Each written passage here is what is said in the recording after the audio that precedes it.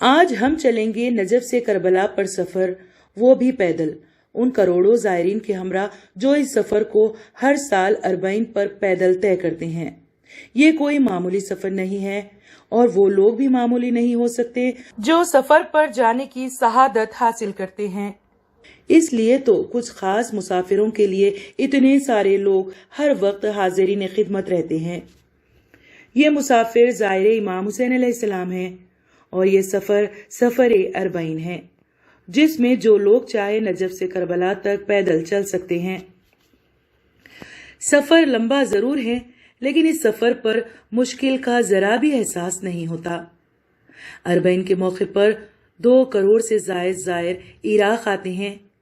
پچھلے سال تک تو ان زائرین کے لیے ویزا لینا بھی ضروری نہیں ہوتا تھا، اور ویزا ایئرپورٹ پر ہی زائر کو دیے جاتا تھا۔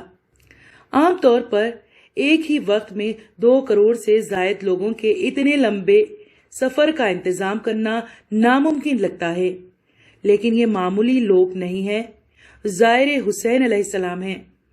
ان کی خدمت کے لیے جتنے لوگ وہاں جمع ہو جاتے ہیں اور اس طرح کی خدمت انجام دیتے ہیں، وہ مثال اس دنیا میں کہیں دیکھنے کو نہیں ملتی۔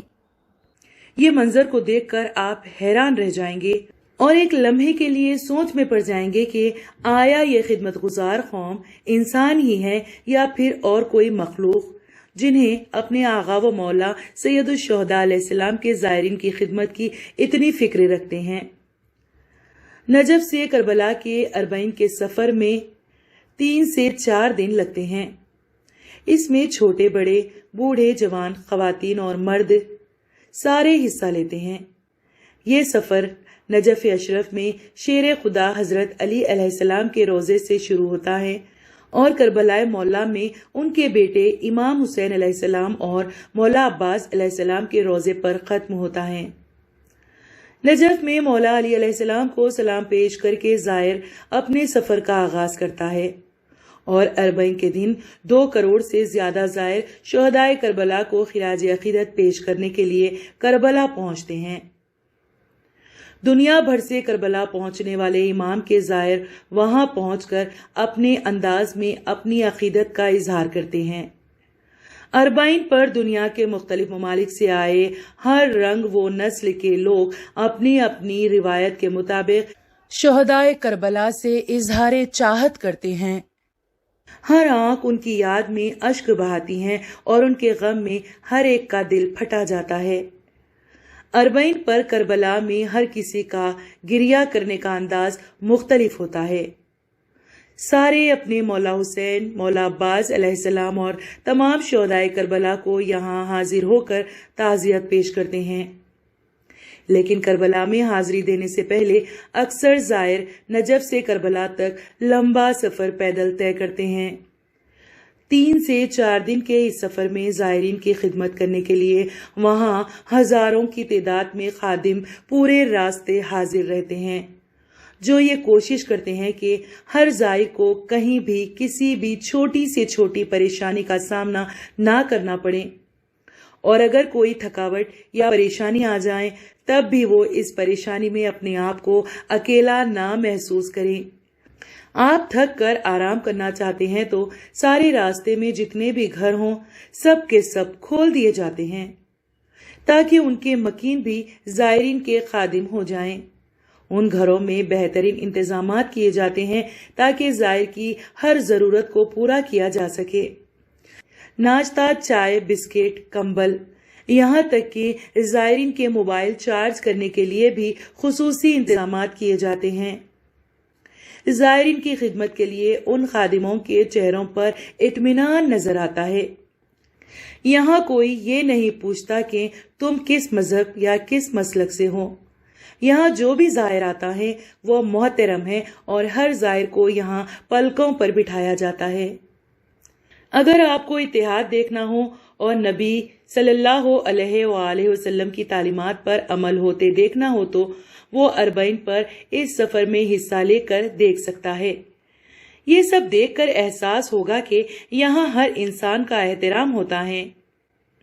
تفریق و تکفیر یہاں ناممکن ہے، اور یہاں کے مناظر دیکھ کر یقین ہو جاتا ہے کہ اسلام میں تفریق صرف بیرونی سازشوں کا نتیجہ ہے، ورنہ مسلمانوں میں جتنا احترام ایک دوسرے کا ہے اور وہ کہیں نہیں۔ سارے راستے میں زائرین کو اپنے گھروں میں جگہ دینا، انہیں راستے میں کھانا پانی، چائے، کافی، شربت، یہاں تک کہ ٹیشو پیپرز تک مہیا کرتے ہیں۔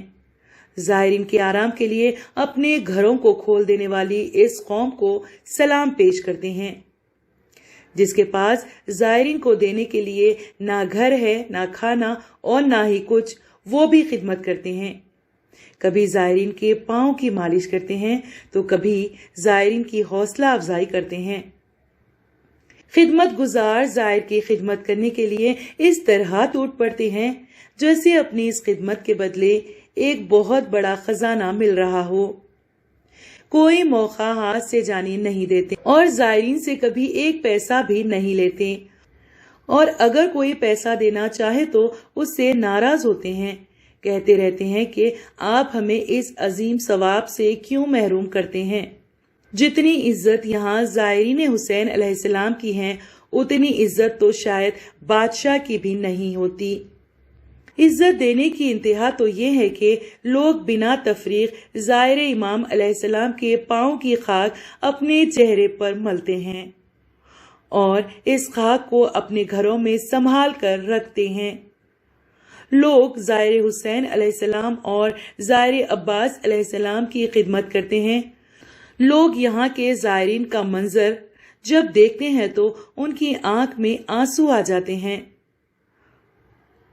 زمین پر گھٹنوں کے بل کھڑے ہو کر زائرین کو بڑی عاجزی کے ساتھ اور دوسری کھانے کی چیزیں پیش کرتے ہیں، اور ان کے بچے بھی ساتھ ٹہر کر زائرین سے التجا کرتے ہیں کہ ان کے پاس سے کچھ لے لو اور ہمیں اپنی خدمت کا شرف بخشیں۔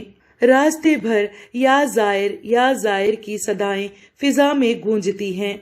ہر جگہ زائر حسین علیہ السلام کے لیے خادم یہ التجا کرتے نظر آتے ہیں کہ اے زائر، ہم سے کچھ لے لیں، ہمیں بھی موقع دے دیں، کچھ کھا لیں، کچھ پی لیں، کچھ آرام کر لیں ہمارے یہاں۔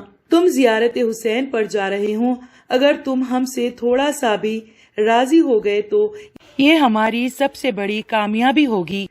اتنی عزت و احترام صرف اس لیے کہ وہ زائر حسین علیہ السلام ہیں، اس مظلوم امام علیہ السلام کا جنہیں اس بیابان نے انہیں پیاسا شہید کر دیا۔